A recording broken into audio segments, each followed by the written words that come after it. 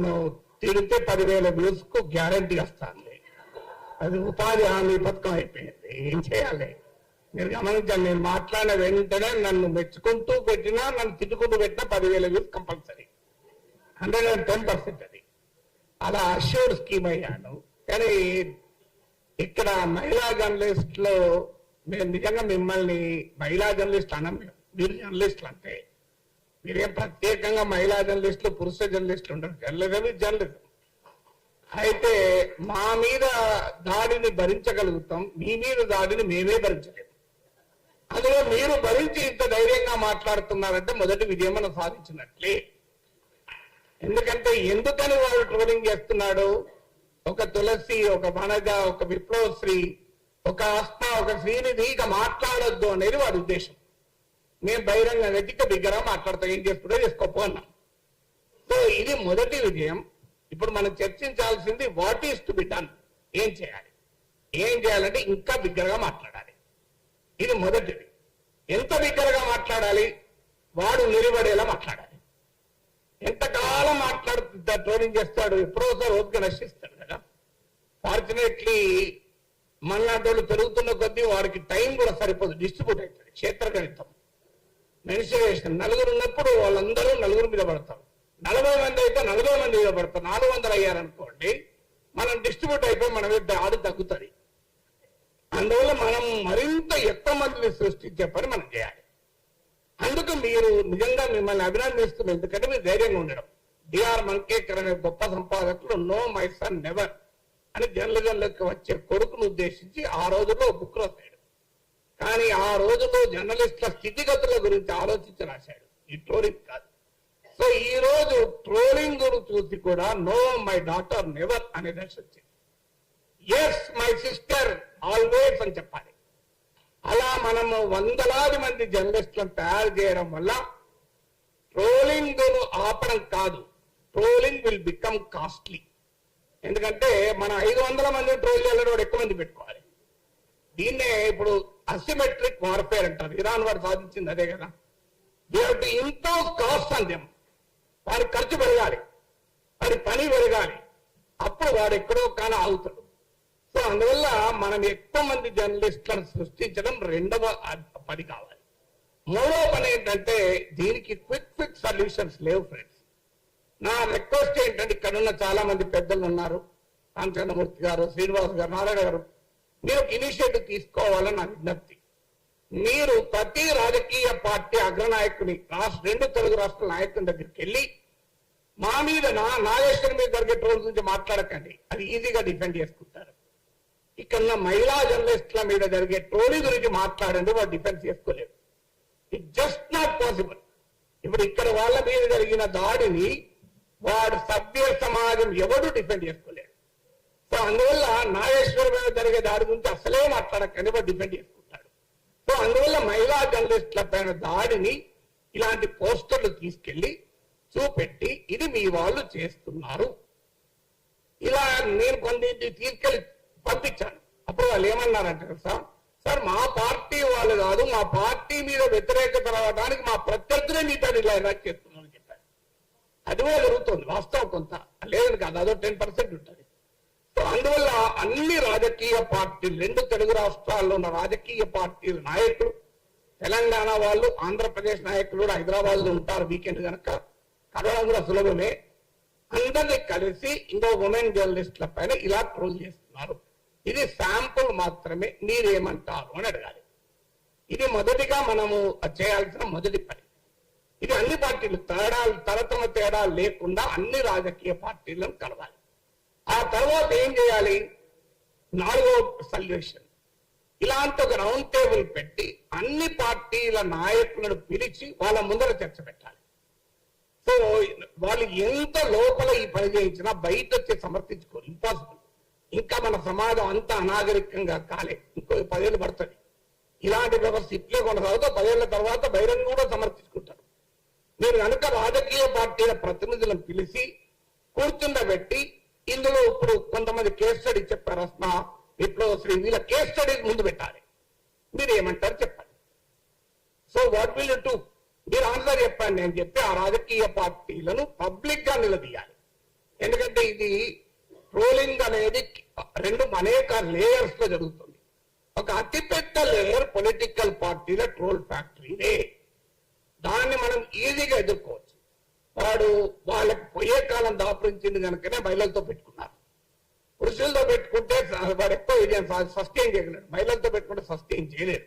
ఎందుకంటే ఇప్పటికీ మన సమాజంలో ఎక్కడో ఒక చోట మహిళను అనాలి అంటే, ఉమెన్ అనాలంటే మొహమాటం అడ్డం వస్తుంది. బహిరంగంగా అనాలి. అనానిమస్ గా ఉన్నప్పుడు ఏమన్నా మాట్లాడతాడు వాడు ప్యాట్రియార్కీ అంటే అప్పుడే బయటపడుతుంది. కానీ పబ్లిక్ గా ఉన్నప్పుడు బయటపడాలంటే కష్టపడతాయి. ప్రైవేట్ గా ఉన్నప్పుడు వాడి ప్యాట్రియార్కీ బయటపడుతుంది, వాడి కులపిచ్చి బయటపడుతుంది, అన్ని బయటపడుతుంది. కానీ పబ్లిక్ గా ఉన్నప్పుడు అవన్నీ దాచుకొని నటిస్తాడు కనుక ఆ నట సార్వభౌములుగా అవతారం ఎత్తిన సమయంలో వాళ్ళని నిలదీయాలి. మీరు ఏం చెప్తారు చెప్పండి, ఇంకో ఇలా ట్రోల్ చేస్తున్నారు. అది నెక్స్ట్. తర్వాత లీగల్ బ్యాటిల్ నాకు పెద్దగా నమ్మకం లేదు. ఎందుకంటే నేను 2023లో కేసు పెట్టాను. ఇప్పటికీ కేసు ఏమీ కాలే. నా సమయం వృధా అవుతాను. అందువల్ల ఆ కేసుల వల్ల ఏమీ ప్రయోజనం లేదు. నేను పోతే ఏమన్నారు కదా సార్, ముఖ్యమంత్రి పైన ట్రోలింగ్ ఉన్నది సార్, మిమ్మల్ని ఏం చెప్తాను. సో అందువల్ల ఐ హావ్ నో బిలీఫ్. చెయ్యొద్దని అంటలేను, కానీ ఐ హావ్ నో బిలీఫ్. ఇంకొకటి చెప్తాను. ఈ మధ్య నా గురించి 2 టీవీ ఛానల్ పెద్ద డిబేట్లు పెట్టి, సో ఆన్లైన్ లో సోషల్ మీడియాలో ఎంత బూతులు తిడతారో టీవీలో కూడా బూతులు తిట్టారు. ఇంకా దారుణం. 2 టీవీ ఛానల్. ఒక టీవీ ఛానల్లో యాంకర్ ఆపాడు, ఇంకో టీవీ ఛానల్ యాంకర్ ప్రోత్సహించాడు. ఆ టీవీ ఛానల్ యజమానికి నేను ఫోన్ చేసింది. ఎందుకంటే ఈ మధ్య నా మీద 20 నిమిషాలు మాట్లాడాడు. 20 నిమిషాలు ఆయన పాపులర్ కామెంటరీలో నా గురించే మాట్లాడాడు, దేశంలో ఏ సమస్య లేనట్టు. నేను ఫోన్ చేసి అడిగాను, నువ్వు అద్భుతంగా విశ్లేషణ చేశావు, కానీ ఒక్క మాట అయినా ఇంత నీచంగా నాగేశ్వరరావు తప్పని అనే ధైర్యం ఎందుకు చేయలేకపోయావు అన్నా. పోనీ నీవు కేసులు పెట్టినందుకు రైట్ అని చెప్పుకునే ధైర్యం ఎందుకు చేయలేకపోయావు చెప్పండి అన్నా. తప్ప నువ్వు అన్నందుకు ధైర్యం చేయాలి, పోనీ రైట్ అన్న ధైర్యం చేయాలి, నాకు అభ్యంతరం లేదు. అంటే ఆ కేసులతో ఏమవుతుంది, నా మీద కూడా ట్రోలింగ్ జరుగుతుంది అంటాడు. సో అందువల్ల దయచేసి ఇక్కడున్న జర్నలిజం పెద్దలకు నా విజ్ఞప్తి ఏంటంటే, ఇది ఆన్లైన్ మీడియా కాదు, మెయిన్ స్ట్రీమ్ మీడియాలో కూడా అతి నీచంగా నా పైన 1 hour డిబేట్ పెట్టి చర్చించారు. ఓకే, నీ ఇమాజిన్ మెయిన్ స్ట్రీమ్ డిబేట్ లో నీచాతురీతంగా వ్యక్తిగతంగా మాట్లాడారు, కానీ దాన్ని ప్రోత్సహించినారు ఆ టీవీ ఛానల్స్. సో ఈ దూరం నాతో మొదలైంది. మీరు చూడండి, భవిష్యత్తులో ఈ టీవీ ఛానళ్లు కూడా ఆ ట్రోల్ ఆర్మీల ఎక్స్టెన్షన్ లే. మనందరికీ తెలుసు ఈ ట్రోల్ ఆర్మీలను ఏ రాజకీయ పార్టీలు పోషిస్తున్నాయో ఆ టీవీ ఛానళ్లను కూడా అవే రాజకీయ పార్టీలు పోషిస్తుంది. ఇందులో అనుమానం లేదు. అందువల్ల వాళ్ళు కూడా అవే పనిచేస్తున్నారు. అందువల్ల వారి యాజమాన్యాలపైన కూడా ఒత్తిడి తేవాలి. డిబేట్ పెట్టండి, ఎవరన్నా మేమన్న మాటలు కనిపిస్తున్నది, ఇది ఎంతన్నా డిబేట్ పెట్టండి. కానీ మీకు ఎవరిచ్చారు అధికారం నీచంగా వ్యక్తిగతంగా మాట్లాడటానికి? కనీసం ఆ డీసెన్సీ అన్న టీవీ ఛానల్ పాటించాలి కదా, అట్లీస్ట్ మెయిన్ స్ట్రీమ్ మీడియా అన్న పాటించాలి కదా. పోనీ ఆన్లైన్ అంటే అనానిమస్, వాడు ఎవరో తెలియదు, కానీ టీవీ ఛానల్ తెలుసు కదా మనకు.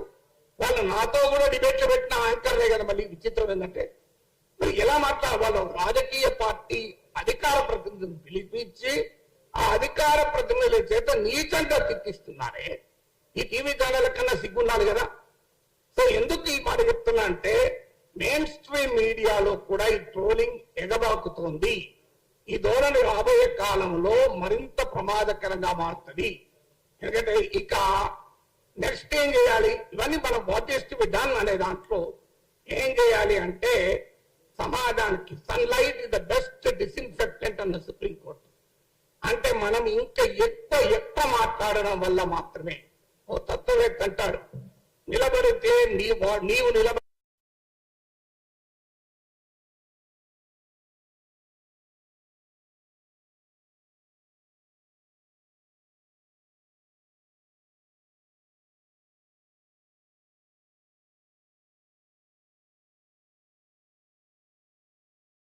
ఒకటే పద్ధతి, విస్తారమైన సమాజాన్ని మన వెనకాల నడిపించుకోవడమే. దానికి పరిష్కారం ఏంటంటే, శత్రువు మనని కొడితే ప్రజలకు తాకాలి, మనము శత్రువును కొట్టితే కూడా వారి వెనకాలన్న ప్రజలను స్పందించేలా చేయాలి. అందువల్ల ప్రజా సమస్యల పైన మరింత ఎక్కువగా మాట్లాడితే వద్దన్నా వాళ్ళే మన రక్షణకు వస్తారు. నువ్వు నన్ను ట్రోల్ చేస్తావు, నేను విశాఖ స్టీల్ ప్లాంట్ కార్మికుల తరఫున మాట్లాడినా, వాళ్ళు చూసుకుంటారు. నువ్వు నన్ను ట్రోల్ చేస్తావు, నేను పొగాకు రైతుల పక్షాన మాట్లాడానా, ట్రోల్ చేసి చూసుకో, వాళ్ళు చూసుకుంటారు. నువ్వు ట్రోల్ చేస్తావు, నేను ఆటో రైతుల పక్షాన మాట్లాడినా. నీవు ట్రోల్ చేస్తావు, నేను తెలంగాణ పోలీసులకు ఉద్యోగాల కొరకు బాధపడుతున్న నిరుద్యోగుల గురించి మాట్లాడతా. ఏం చేస్తావో చూడండి. అందువల్ల నేను ఈ మధ్య పనిగట్టుకొని ఇదివరకన్నా ఎక్కువగా ఎక్కడ ప్రజా సమస్య ఉందో జల్లడ పట్టి వెతికి వాళ్ళ గురించి ఎక్కువ మాట్లాడుతున్నా. ఎందుకంటే అల్టిమేట్ గా ప్రజలే మన కవచము, అది గుర్తుపెట్టుకుందాం. సో అందువల్ల మరింతగా ప్రజా పక్షాన విస్తారమైన జనం సమస్యలు మనం తీసుకొని జనం భుజాల మీద తుపాకీ పెట్టి మనను వాడు ట్రోల్స్ భుజాల మీద తుపాకి మనం కాలుస్తున్నారు కదా, మేము జనం భుజాల మీద తుపాకి పెట్టి మీ సంగతి చెప్తాం. అప్పుడు ఏమంటారో చూడండి, మీరు మమ్మల్ని కొడతానంటే ఆ ప్రజలే మా రక్షణకు వస్తారు. అది మన అనుభవం అందరిది కూడా. అందువల్ల ఇలా మనం ఆలోచించాల్సింది ఏంటంటే తత్వవేత్తలు సమాజాన్ని పరిపరి విధాలు నిర్వచించారు. ఈ ట్రోలింగ్ గురించి 100 రకాలుగా చెప్పగలిగే సామర్థ్యం ఉన్నవాళ్ళు, అనుభవం ఉన్నవాళ్ళు ఇక్కడ చాలా మంది ఉన్నారు. Let us find a solution. అందువల్ల కొన్ని సొల్యూషన్, ఎవరి దగ్గర పర్మనెంట్ సొల్యూషన్ లేదు. సుప్రీంకోర్టు మాట అంటది, హేట్ కు పరిష్కారం ఏంటంటే ఫ్రెటర్నిటీ అమౌంగ్ సిటిజన్స్ అని సుప్రీంకోర్టు తీర్పులో చెప్పింది. ఇవాళ మీరు పెట్టింది సరిగ్గా అదే పని. Fraternity among fellow journalist will always be a solution. అందువల్ల నా అపీల్ ఏంటంటే హైదరాబాద్ ప్రెస్ క్లబ్ నా అపీల్, మీరు ఇనిషియేటివ్ తీసుకొని రాజకీయ పార్టీల నాయకుల్ని ప్రముఖుల్ని పిలిచి, వాళ్ళు ఏదో బచ్చగాలను పంపిస్తారు, అలా కాకుండా పెద్దవాళ్ళను పిలిపించి ఈ ఉమెన్ జర్నలిస్టులు పడ్డ కష్టాలను వాళ్ళ ముందు పెట్టి మీరు ఏం మాట్లాడతారో చెప్పండి అని నిలదీద్దాం.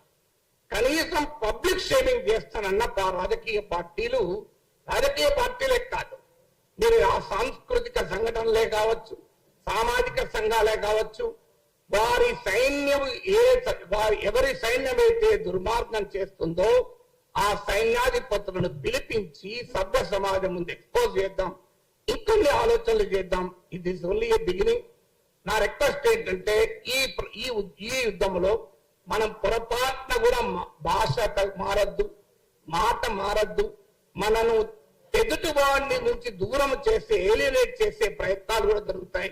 వాటి మధ్య అప్రమత్తంగా ఉంటూ ఈ ధర్మ పోరాటం అంటే రాంగ్ మీనింగ్లు వస్తాయి. ఈ ధర్మ యుద్ధాన్ని మనం మొదలు పెడదాం. ఖచ్చితంగా మీ వెంటాల మేము ఉంటాం. ఒకటే దీనికి పరిష్కారం, మీరు ఒక్కడు ట్రోల్ చేస్తే మేము ఇంకా 100 సార్లు మాట్లాడతాం. నీవు నిలబడతావా, నేను నిలబడతావా చూద్దాం.